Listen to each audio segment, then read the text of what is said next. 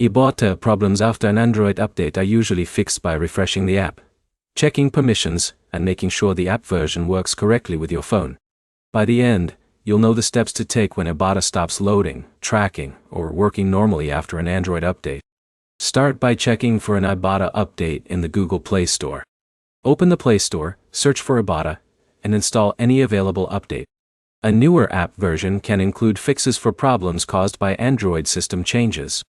If Ibotta is frozen, slow, or showing errors, close the app completely and reopen it. This refreshes the current app session and can remove temporary problems.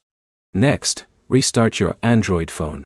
A restart clears temporary system processes that may affect how apps behave after an operating system update. Check Ibotta's app permissions and Android settings. Open your phone settings, find Ibotta under Apps, and review the permissions.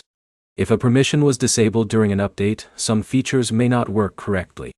If the app opens but offers, receipts, or account information are not loading, check your internet connection. Test the app on both Wi-Fi and mobile data to see if the problem changes. Clearing the app cache can also help with some Android app problems.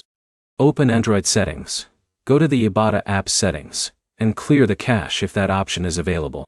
Clearing cache removes temporary files without removing your account information.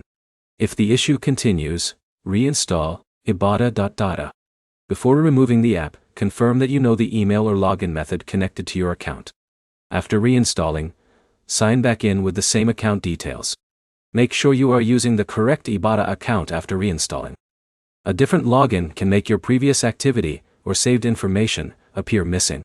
Some Android updates change how apps handle background activity, permissions, or storage access. Keeping Android and Ibotta updated helps reduce compatibility problems.